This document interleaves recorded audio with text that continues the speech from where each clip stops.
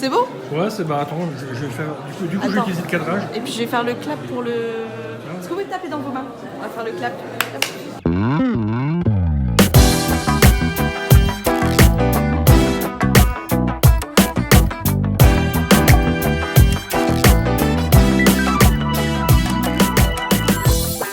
Yannick Henneuse, bonjour. Aujourd'hui, nous sommes à l'Idéal Studio car vous exposez votre travail Le fauteuil de Yannick. J'aimerais que vous nous expliquiez comment s'est fait le lien avec l'Idéal Studio et puis le Café Photo. Comment vous en êtes arrivé à exposer ici aujourd'hui? En fait, le lien avec l'Idéal Studio, c'est que moi, à la base, je suis photographe reporter. J'ai été 10 ans photographe reporter. Suite à des graves opérations du dos, j'ai arrêté pendant 10 ans.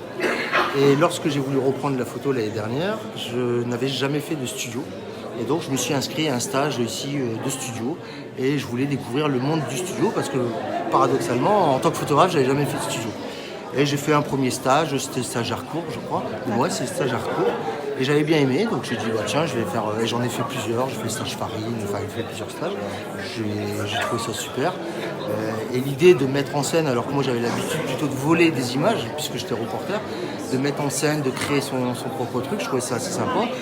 Bon, après, forcément, on se lie d'amitié avec d'autres photographes, donc je trouvais aussi intéressant de partager avec d'autres personnes, alors que moi j'avais l'habitude de travailler seul.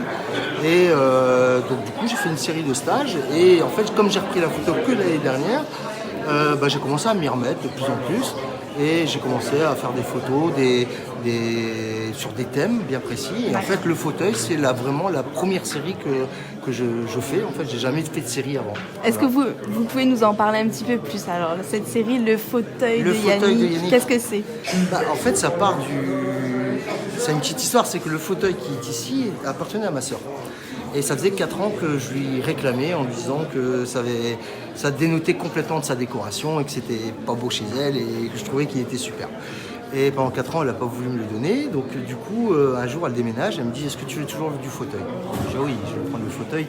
Donc je l'emmène chez moi. Et une modèle qui s'appelle Julie et Laurie, qui est maquilleuse, me disent, on débarque chez toi, demain, on a envie de faire un shooting. Rien de prévu, voilà, donc je dis tiens, qu'est-ce qu'on pourrait faire comme shooting? Tiens, je viens de récupérer le fauteuil de ma soeur, ce serait sympa. Et vous avez la première photo de la série qui s'appelle la Poésie d'automne.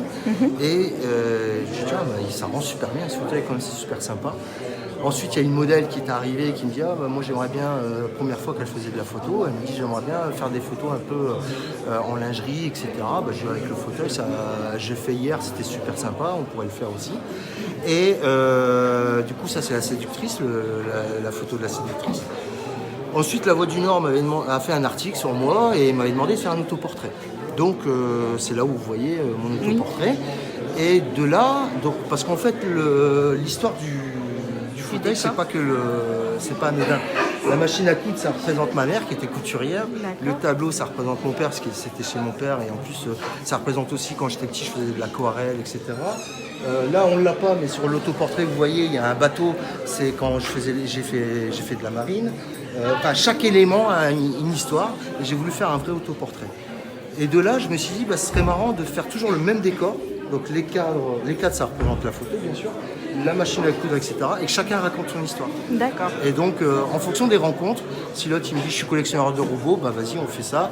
Si l'autre il me dit moi j'aime bien faire du golf, allez, vas-y. Donc à chaque fois, chacun amène sa passion ou ce qu'il aimerait être. J'ai une gothique, elle n'est pas du tout gothique dans la vie, mais elle aurait aimé être gothique dans sa vie. Mais voilà, c'est tout des rencontres.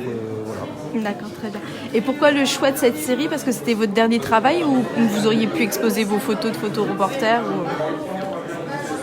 Ici pour ce soir? Oui, pour ce soir. Parce qu'en fait les autres, comme c'est pas des séries, c'est vraiment des shoots en fait, on va dire. Il n'y a pas suffisamment de photos, il n'y a pas un lien en fait. Ou alors ce que j'aurais pu faire, c'est quand j'ai fait comment ça s'appelle, avec la mode casserole, etc. J'avais fait, mais il y aurait eu trop de photos. Donc, tandis que là, on est obligé sur une expo de limiter, parce que j'ai tendance à faire énormément de photos. Donc il fallait trouver une série qui était assez. Mais la série n'est pas finie. Ici, je m'étais donné un objectif de 50 personnes. Et là, on en est à 32 à peu près. Voilà. Comment vous faites pour donner ce rendu à vos photos? Parce qu'on n'a vraiment pas l'impression que ce sont des photos. Il y a un côté peinture, voilà. ouais, mais en fait je pense que c'est aussi les éléments, le fond qui est assez vert, qui est assez. Quand on le voit naturellement, c'est pour ça que j'ai voulu ramener le décor, qui donne une certaine dimension. Et en fait c'est juste en augmentant la netteté et les contrastes, sans effet, il n'y a pas énorme de travail de post. Il n'y a rien, non, il n'y a pratiquement rien. Et en plus, c'est un fil que j'ai réglé avec quelques contrastes, etc. Il s'applique facilement. Et puis je pense que c'est vraiment les meubles et tout qui donnent cette dimension à la photo, quoi, en fait. Après, un petit halo, voilà. Quel conseil vous donneriez à un jeune photographe autodidacte qui aimerait se lancer dans la photo professionnelle? Qui vive sa passion et qui ne se donne pas de limites. Et tout est possible dans la photo. Tout est possible et qu'on s'amuse. Il faut qu'il s'amuse. C'est ça, c'est le truc. C'est pas de vouloir faire de la photo pour dire je veux faire une belle photo pour qu'on me dise que ma photo elle est belle ou parce que non, c'est amuse-toi, fais ton truc et puis si ça plaît tant mieux, si ça plaît pas tant pis, mais au moins tu te seras amusé, quoi. D'accord. Voilà. Très bien, merci beaucoup.